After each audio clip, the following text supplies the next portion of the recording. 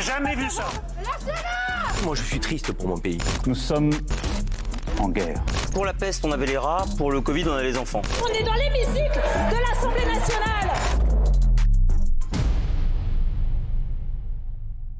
Bonjour. Merci, il est 19h52. Merci Éric Nolot et Yann Moix d'être avec nous. Vous êtes très élégants. Vous êtes passé chez Ben Chemoul avant de venir.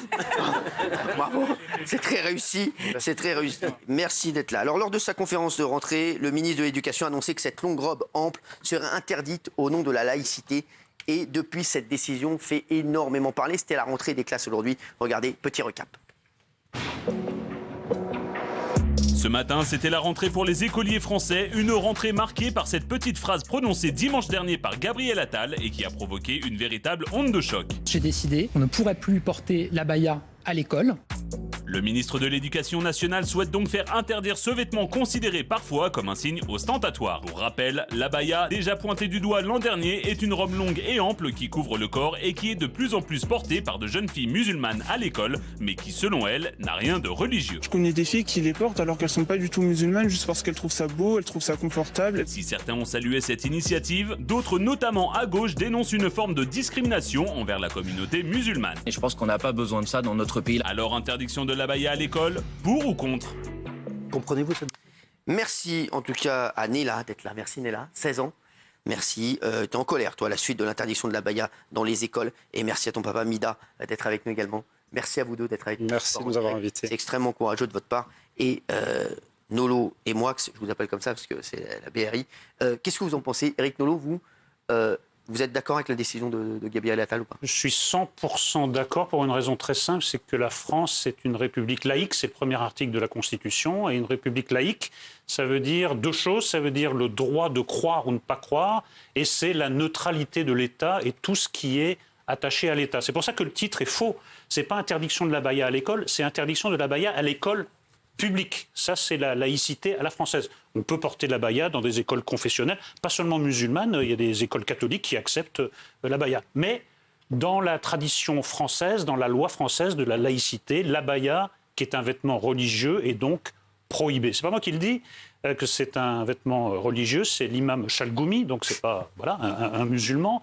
Il y a la... oui, mais enfin, il est imam. Vous me dire, cher ami, t'es pas d'accord. Là, t'es pas d'accord. Vous secouez la tête. Je finis juste. Oui, il y a sûr. la première imam de France, Kaïna Baloul, qui a même dit que ce vêtement était un vêtement d'endoctrinement religieux. Donc c'est pas seulement les vilains fascistes d'extrême droite qui sont là. Au sein de la communauté musulmane, beaucoup de gens savent très bien que ce vêtement, qui a été imposé par un certain islam rigoriste, par les frères musulmans pour les nommer, est un vêtement religieux. Donc il n'a pas sa place à l'école publique, mais il a sa place dans la rue, chez vous, où vous voulez, mais pas à l'école publique. La situation est extrêmement simple, en fait. Elle va vous répondre dans un instant. Et là, je voudrais avoir l'avis de Yann Moix.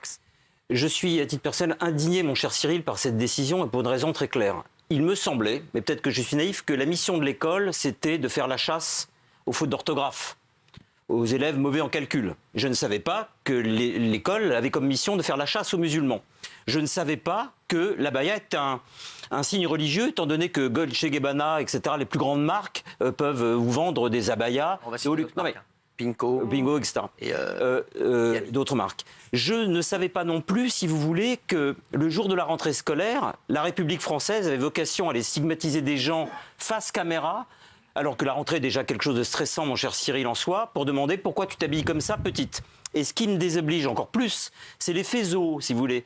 La République, qui toujours pose des difficultés aux journalistes lorsqu'ils veulent aller faire des reportages dans les écoles, là, pour une fois, c'est journée porte ouverte. Venez voir de quel bois on se chauffe. Venez voir un peu à quel point nous sommes des durs à cuire. Voyez à quel point la laïcité est quelque chose d'important pour nous. Cyril, la laïcité à coup de trick, je ne la comprends pas. La République à coup de fouet, je ne la comprends pas. Pour moi, ce qui est important, c'est que la laïcité s'imprègne par capillarité, par intelligence dans des conversations, mais certainement pas de manière punitive. La laïcité punitive est contre-productive et je crois qu'il y a quelque chose qu'il faudrait comprendre dans ce pays, à force de créer des polémiques incessantes, parce que là, il va y avoir des éditoriaux et des unes à l'infini. Oui. Est-ce qu'on pourrait 5 minutes laisser les musulmans en paix? Alors, On a eu l'avis de Yann Moix et d'Éric Nolot. J'aimerais faire un petit tour de table avant d'avoir Néla et son papa. Néla, forcément, qui est en colère à la suite de cette décision. Moundir, je t'ai vu hocher la tête quand tu as entendu Éric. Ouais, alors ce que je vais dire là, je ne l'ai pas fait en 20 ans, Cyril. S'il y a des choses qui vont vous gêner, à toi ou à la production ou à la chaîne, vous pouvez me virer. D'accord ? Je suis extrêmement fier d'être français, bien évidemment. Je suis d'autant plus fier d'être musulman et j'essaye d'être un bon pratiquant. Éric était en train de justement parler de la laïcité, mais quand on prend des historiens et spécialistes de la laïcité comme Émile Poula, Buzonesque, ce sont des gens, s'ils étaient là, tu prendrais une fessée culturelle. Pourquoi je dis ça ? Je dis ça parce que si ces filles ou ma sœur qui est en face de moi, si c'était un vêtement islamique, ils iraient dans des écoles islamiques. Visiblement, elle porte une paire de baskets, une paire de Stasmi. Je ne pense pas que la paire de Stasmi soit islamique non plus. Je pense qu'au bout d'un moment, il va falloir que la France, mon pays, ne se trompe pas dans son histoire et dans ses valeurs. Voilà, tout simplement. Moi, c'est des choses qui me touchent énormément. Nos parents nous disaient à l'époque, quand ils ont émigré justement d'Algérie, parce que ils ont voulu, pour nous, qu'on ait une meilleure vie, pour pas qu'on ait à subir ce qu'eux ont subi, et qu'on a toujours été respectueux. Et aujourd'hui, alors que l'école va extrêmement mal, les professeurs se font tabasser, se font poignarder, il n'y a pas de porte, il n'y a plus de sport. Et la seule chose qu'on trouve à mettre, plutôt que donner de l'espoir, mais plutôt du désespoir, et aussi, je pense aussi aux parents, à leurs enfants, on leur dit exactement, toi, tu ne vas pas rentrer, toi, tu vas rentrer. Donc, en fait, pour globaliser tout ça, Cyril, c'est que les écoles vont devenir des boîtes de nuit, tu vois, un peu comme l'ambiance qu'il y a eu tout à l'heure, et que les chefs d'orientation vont être des videurs. Toi, tu rentres pas. Toi, je sais pas. Ils vont employer Christina Cordula. Exactement. Pour à chaque et ils vont ramener Jean Roch pour faire le discours. Alors, Jacques Cardoz. Pas. Moi, j'ai entendu tout à l'heure, Yann Moix, je vous adore, mais alors, quand vous dites que c'est une chasse aux musulmans, enfin, franchement, non, quoi. C'est pas du tout une chasse aux musulmans. Déjà, l'argumentation, c'est de dire que c'est pas un vêtement religieux. Oui. Donc, si c'est pas un vêtement religieux, quand on demande de l'enlever, ça n'est pas de l'islamophobie, par définition. Je voudrais juste vous poser une question. Est-ce que vous savez que 3/4 des élèves handicapés en France ne peuvent pas avoir une scolarité normale ? Vous ne croyez pas que l'école a des priorités plus intelligentes ? Non, mais alors ça c'est un autre débat. Oui, c'est un autre débat. Mais là, pour le moment, on est sur l'abaya. Très étrange. En tous les cas, la laïcité, il y a un ministre qui, pour une fois, alors on sort d'une période avec M. Ndiaye qui a dit aux recteurs, aux profs, débrouillez-vous. Ce qui est quand même dingue. Enfin, je veux dire, il y a eu. Dingue. Il mise sur l'intelligence des directeurs d'école. Mais c'est pas à eux de faire ça. Ils ont suffisamment de poids sur les épaules. Ndiaye, je pense qu'il misait surtout sur comment je vais faire pour ne pas travailler aujourd'hui. C'est à l'État de définir et de nous dire ce qu'est la laïcité. Ils considèrent que l'abaya relève de la loi de 2004. À partir de ce moment-là, les choses sont en effet extrêmement simples. Une dernière question. Attends, je termine, Yann Moix. Il faut répéter que la laïcité, c'est pas du tout une attaque contre les musulmans ni contre aucune religion. C'est la possibilité de suivre sa foi et d'exercer sa foi dans son intimité, que ce soit dans un lieu de culte, que ce soit chez soi, et de ne pas la manifester... et dans la rue.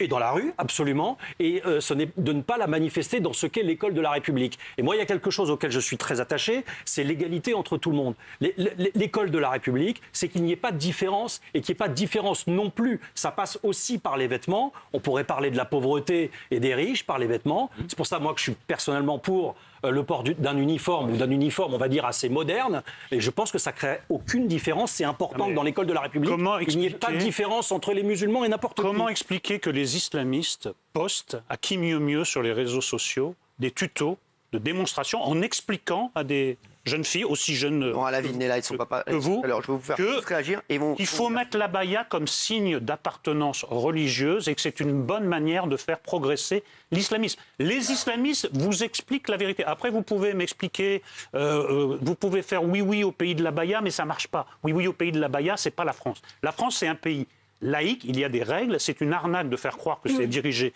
contre les musulmans, car les signes distinctifs des juifs ou des chrétiens sont également prohibés par l'école de la République. La République est laïque, l'école de la République est laïque. Une république, une démocratie qui utilise l'interdiction pour asseoir ses valeurs est une république, une démocratie qui est faible.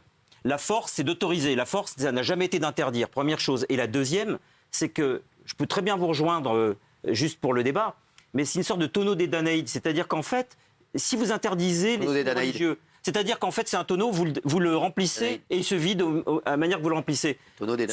Les gens trouveront toujours une façon vestimentaire inédite, renouvelée, nouvelle, originale, de faire passer en contrebande, si vous souhaitez, un signe religieux. Ils en inventeront un autre, ça sera peut-être un signe microscopique sur l'ongle. Ça sera peut-être une casquette à l'envers. Est-ce que vous êtes d'accord avec le principe de la laïcité qui a été édicté au début du siècle dernier? Quel est votre prénom? Jacques. Jacques, en fait, pour une raison très simple, c'est que vous oubliez, et après je me tais, mon cher Cyril, une petite dimension très importante dans la laïcité. La laïcité, c'est considérer que l'État ne peut pas voir un signe religieux. C'est-à-dire que vous mettiez une croix ou une casquette, un jean ou une abaya, en fait, pour l'État, ça revient au même. C'est ça, la laïcité. Alex. Mais l'école parle de la religion. Il y a des cours d'histoire où ils parlent de la religion à l'école. Le problème n'est pas là. Le problème, c'est que moi, j'ai la chance, depuis que j'ai fait l'UMNI et pendant le confinement, de parler avec le ministère de l'Éducation, avec tous les professeurs. Je travaille encore avec des professeurs aujourd'hui, avec la mission laïque française. La réalité, c'est que les profs étaient à bout. Et qu'il y avait des problèmes partout. Et donc là, vous avez un ministre qui est nommé le 20 juillet, qui le 28 août fait une conférence avec pas que ça. Des milliards, beaucoup d'annonces hyper positives pour plein de choses, pour les professeurs, pour les élèves, pour le savoir, en disant je vais pousser les bonnes matières. Le harcèlement. Et la lutte contre le harcèlement qui est vital. Et le Il n'y a que ça qui est harcèlement, ressorti. ça fait partie du harcèlement, ça. C'est pour ça que moi aussi je suis pour l'uniforme à l'école. Parce que même quand on est habillé avec des fringues hyper riches, tu peux pas dire que. Excuse-moi, non, mais tu peux pas dire que la D'abord, le centre islamique de Paris a bien dit que ce n'était pas. Oui, mais les imams ont dit l'inverse. Attends, tu ne peux pas dire que cette robe-là, longue, peu importe, une fille peut s'appeler Marie et porter ça, elle va être jugée comment? Une fille qui a un problème avec son corps, qui est corporel et qui veut s'habiller large. Non mais attends, s'il te plaît. On est des copains en plus. Donc pour le coup, je suis en train de te dire que ça, ce n'est pas du harcèlement. Ceux qui font du harcèlement, c'est ceux qui veulent taper sur des filles entre 14, 15 et 16 ans et qui ne veulent pas les laisser libres. Alors, on va revenir là-dessus dans un instant. On aura l'avis de Nella, qui est la principale intéressée en plus. Donc, elle nous dira ce qu'elle en pense vraiment de Gilles Verdez, j'attends. Et puis, bien sûr, les autres, Géraldine, Kelly, Valérie Benaïm et Raymond.